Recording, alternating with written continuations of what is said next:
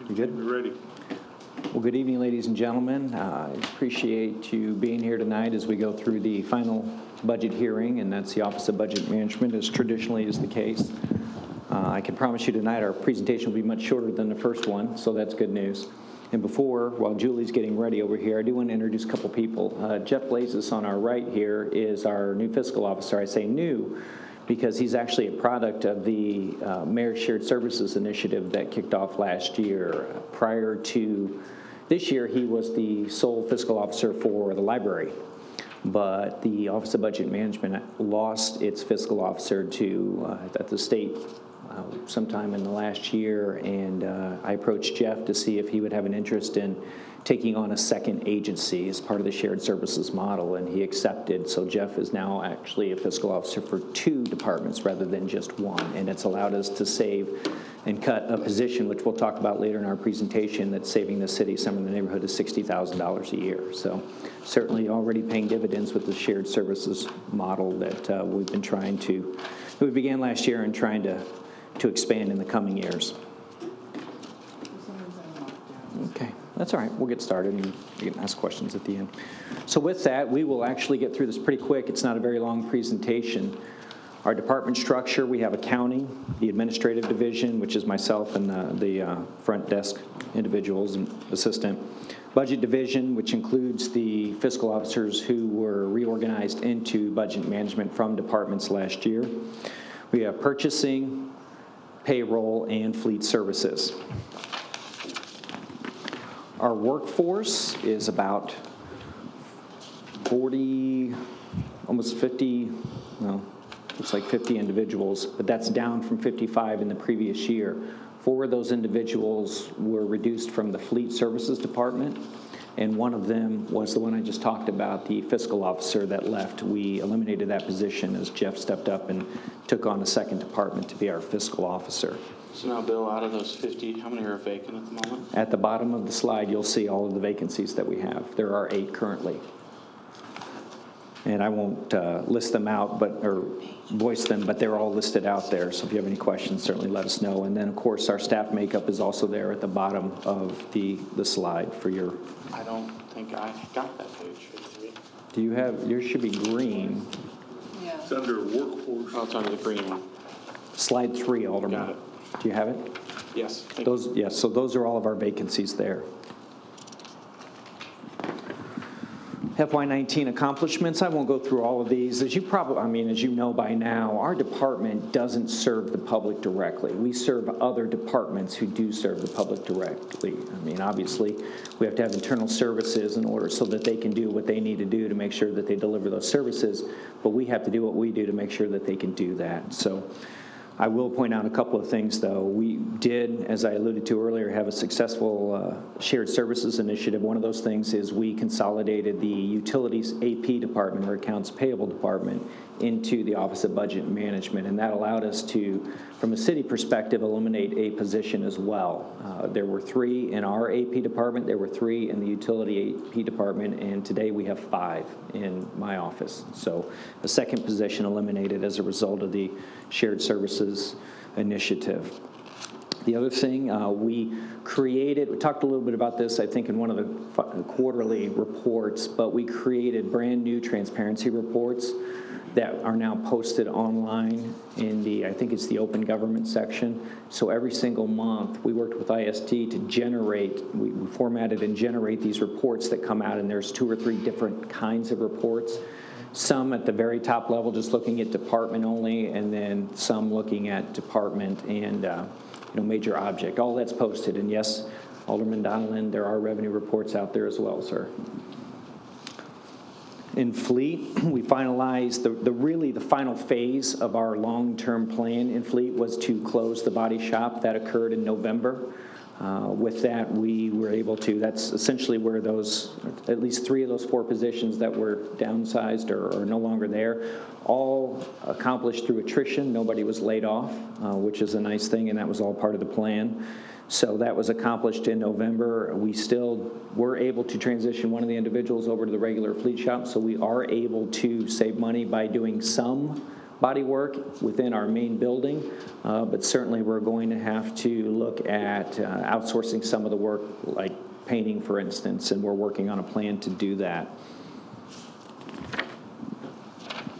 Our 2020 budget, as you'll probably remember, the Office of Budget Management is more than just the divisions I talked about. We have a lot of funds that we oversee, particularly the capital funds, Fund 94 and Fund 95, and self-insurance, Fund 74. So as you can see here, Fund 74 is actually the biggest piece in terms of the dollars, $40.3 million, or 46% of our budget. And within that, the majority of that is health insurance, somewhere in the $31 or $32 million, I believe. Our budget by cost center, again, this is inclusive of everything. A couple things we'll point out. Our personal services, you can see a pretty substantial reduction of $615,000 or 8%. And that's from some of the things we talked about earlier. You see equipment going up 10,000%. Well, that's $4.2 million. The majority of that, or what that really is the loan for the equipment replacement program. It's planned to be $4.3 million, so that's what you're seeing there. Something else of note, interfund transfers dropped $1 million. That is the result of not repeating the one-time transfer for Fund 95 into the corporate fund last year. That was done to help. It was a legislative initiative to help balance the budget. We did not need to do that this year, which is good news. And you see debt service dropping $718,000. The majority of that is attributable to one of those equipment loans that we talked about. Remember, we talked about the ladder approach to financing and the equipment replacement plan. Well, that is one of our original Chase loans, or the final original Chase loan. There were two of them dropped off, which is what's allowing us to go into and do another round of borrowing so that we can buy that equipment next year, should the City Council approve, of course. Just the corporate, which is really, in terms of the overall OBM budget in aggregate, is somewhat of a smaller piece. $2.7 million is our request. Our personal services request is down 1.9%, $47,000. Overall, our corporate fund budget request is actually reduced by 1.3%, or about $36,000. Talk about fleet for just a few slides here. We've talked about how we were able to, or what the plan was. We've been talking about this for those of you that have been on the council when we did this. And those of you that were on the council, those of you that supported this, deserve a lot of credit, because you're going to see some of the payoff here in just a moment. But essentially, our fleet budget request is down by 7%. Most of that attributable to the fact that we did do reductions in personnel. Originally, when fleet was pre-consolidation, when it was its separate entities and different departments, there were actually 50 individuals. Our request is for 24. So our original goal when this all started was within 5 years to try and reduce the headcount in half, and we were able to achieve that. So we're very pleased with that result. It's also led to a downturn in our fleet maintenance costs, which you can see here. The original consolidated fleet budget in FY16, that was the first full year of consolidation, was almost $5.7 million. And as we've been able to work through the plan over the years, you can see that each and every year we have dropped, or our request has declined to the point where now we're looking at $4.6 million in the coming year. That is a full $1 million plus less than what it was in the first original year.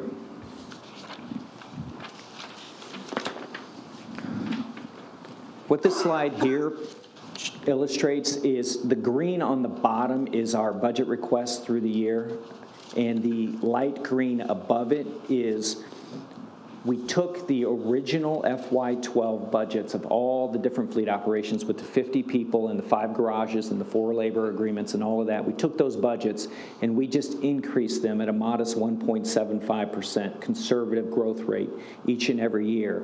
And this is what that results in, what it would be somewhere in the neighborhood of, I think, 7.5 million if you took those individual budgets and grow them at that growth rate. And we're requesting 4.6. So cumulatively speaking, from a budgetary standpoint, you're looking at reductions cumulatively of $11 million since FY16 through FY20. And you're looking like at an FY20 differential of $3 million of what our actual request is versus what the independent pre-consolidation budgets would be with a 1.75% growth rate. So we're certainly pleased about that. We have achieved savings beyond what we originally predicted over 5 years, and that is a result of all of the hard work of the team, of the fleet group. They do a great job.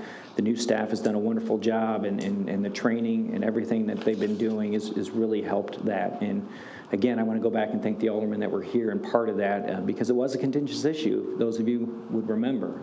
It was difficult. There were some tie-breaking votes that had to be done to get some of this stuff done, and it certainly has paid off for the city in the form of tremendous savings each and every year citywide. I put this in here. I'm not going to go through all these numbers, but every now and then discussions come up in Fund 95, the infrastructure component of Fund 95. And since we had a recent discussion on Fund 94 and the long-term plan for equipment replacement and city council members wanting to have more information on that, so I sent that out. I thought it would be good to go ahead and include the long-term plan that we've had in place for a number of years, so that you can see going forward all the way out into 2035 what our infrastructure funding is, our infrastructure funding plan is. It's very significant. Now, if you have any questions, I'll be happy to answer them now. I'll be happy to answer them later. But the bottom line is, if you look on the right, you can see the very far right column is our Fund 95 balance when you look at video gaming and our infrastructure component. $40 million that's spent down over time, with roughly 11 to 12, $13 million a year. That's the second column from the right. That is what we project to be able to spend on infrastructure maintenance each and every year, to the point where we're talking about in the next, say, 14 years, somewhere in the neighborhood of $186 million on infrastructure maintenance and improvement. So certainly we have that long-term plan. And then if you look, and Alderman Tyler and I actually added a few years for you, because you have brought up more than once the fact that once the bonds are paid off in 2031 or 2032, we will see a sunset of 0.25% of the sales tax. And you can see the impact there, just 2033, 34, and 35, what that means. You go from a little over 10 million or so a year down to about 5. And then you combine that with the existing hotel motel and the existing 0.25% that doesn't change, and the VGAM revenue or video gaming, and you can see what's left. It still allows us to do maintenance somewhere in the $13 million a year range. Our goals for 2020, I really won't get into these. It's more internal stuff than anything. We just want to improve what we do and how we do it. We want to try and do some more automation, try and do some more training. As I mentioned earlier, we do have to figure out a good, efficient way to outsource body work for fleet. We've been able to do it the last couple of months, but certainly as we get into summer and as our equipment gets older, we'll need to make sure that we're on top of that. And one of the things that I have been working with Cassandra on and pushing is to try and get to a point where we can start accepting bids and RFP proposals electronically. Certainly in the 21st century, that's a point where we really need to get to, and that will help, I think. We have not a lot of issues, but we've had issues with people coming in at the very last minute or trying to get their bids in, and of course sometimes they got to overnight them if they're not close. This will allow folks to wait up until the very end for the most part and refine their bids and their proposals and get them in electronically. So certainly that's something we'd like to see happen in 2020, and I know that she is working on that. And that's all I have, so I'll be happy to entertain any questions that you have at this time. Director, if I can, first of all, thank you for the presentation. I think you got a pretty tight budget. The explanations you provided us tonight and on prior occasion are appreciated. I had an opportunity to talk with Dallas Whitford before the meeting, had some questions about the revenue projections that were included in the overall budget, and that probably would be worth sharing before we close down tonight. But really the only question I had is on page 30 of the budget for your department. There is a line, and maybe this isn't a question for you directly to answer, it might be the mayor, but it deals with it says one-stop shop, $152,000. Yes. What is that all about? And right. Well, that is part of our... I mean, it wasn't something in the budget last year that was cut out. No, It's different. I don't believe we cut it out last year. The one-stop shop is the mayor's initiative to try and rearrange the offices in this building so that when the public comes in, they can access everything that they need or would want on the first floor of the building. Right now, it's necessary for the public to sometimes go up to the third level and some other areas. I think even in the other building, Mayor, you can certainly jump in on this. But the mayor did ask us to budget $125,000 this coming year in order to effectuate that remodeling. And so that's included in our Fund 95 what we call our non-infra component. It's where it's where our move is, Alderman, and if you'll remember, that is, we budget what we call move money every year, Fund 95 move or Gin City move. It's for upgrades to City Hall complex. That's our capital money for the City Hall complex. HVAC, when we had the panels falling off the wall over there, those marble panels, those kinds of upgrades, those repairs, that maintenance comes from our non-infrastructure component, and that's all part of that 2% transfer that's done in statute every year. And so normally we budget like $253,000 for that, and the mayor asked us to increase it so that that the money would be there if the council approves to initiate the one-stop shop. But the amount is allocated as 125, and can you tell me what departments, what services and or departments or divisions would be housed on the first floor? Mayor, I'll defer to you on that. I don't know anything about it. Well, actually, I'd probably ask Bonnie Drew to come up, and she's worked on that particular part of the project, but it'd be Public Works. Anybody looking for permits would move downstairs. Anybody in CWLP that doesn't have direct contact, maybe a call center, they move upstairs, and there'd be that change, but I don't know if you want to weigh in. I believe Todd would move over as well for licenses and permitting. Right.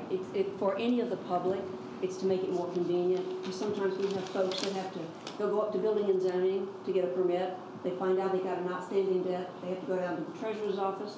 Then they run back upstairs and complete their application. It's to make it more convenient, not only for our employees, but also for our citizens to conduct business with the city, and also the safety element so that we don't have a lot of people wandering all over the building, safety for themselves and for our employees as well.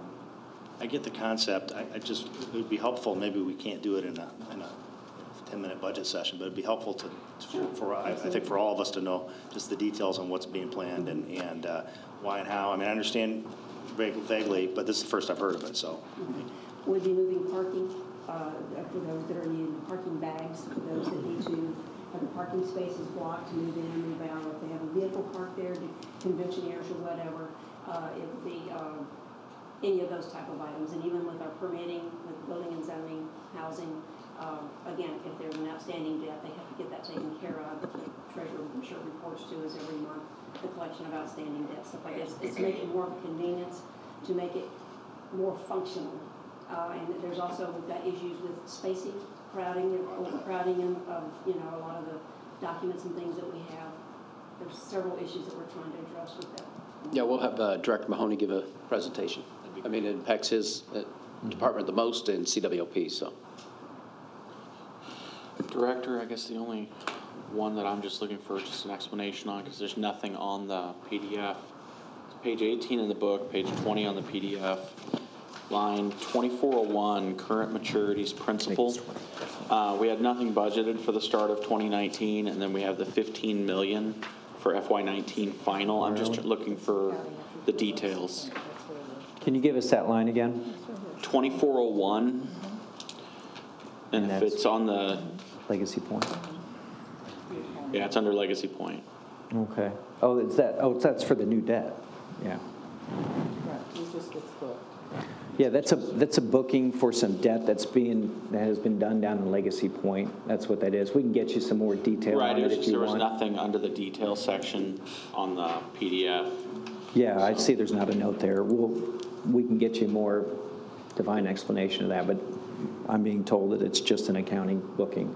Because we're not responsible for the debt. Right, but because we lent our name to it, I think we have to. And it does affect your budgeted versus final. No, I understand. So it's just, I just wanted a brief explanation. Okay, we'll get you something. We'll get something to Tim tomorrow. Thank you. Director, congratulations on the completion of the fleet garage consolidation from 5 garages down to 1 garage. Thank you for the slide on the Fund 95 infrastructure spending going out into the 2013 years going forward. One question, where in the white pages is the spending on building cleanup described? Is your The custodial services? the custodial services? That's actually in Public Works now. That's in Public Works now? Yes, it was something when we reorganized last fiscal year, we moved it over to Public Works. Okay. Do you know if Public Works is responsible for the parking garage to our north, across the street? This one by the hotel? Mm-hmm. No, they're not. That was one of those where we worked with them and dissolved the partnership we used to have. So now the hotel is completely responsible for maintenance of that facility and operating it. I hate to be in the weeds, but the stairwells need a power wash and need regular maintenance. That's important for our visitors, our hotel visitors, and everyone. I didn't know if that word could be passed down tonight, but apparently we have to reach over to the hotel. Well, and we do have contacts because we still work with them directly. There's a financial relationship between the hotel and the city. They pay us for air rights still, so we do have contacts over there, and I'd be happy to pass it along. It's mostly the Monroe Street stairwell, which Needs attended. Yeah, across the street from Saputo's. We'll pass that along to them tomorrow. Thank you. Hey, Director, quick question on the video gaming revenue. It looks like from 2019 to 2020, is it down almost 300,000? Is that? Well, he said video gaming. My guess is that the 300,000, the council authorized video gaming money to purchase $1.5 million worth of public works equipment in the last year or two. We transfer $300,000 a year out of there to Fund 94 in order to make those payments. Okay. That's probably what you're referring to. Okay. Any other questions? Thank you. Thank you much. I want to remind everybody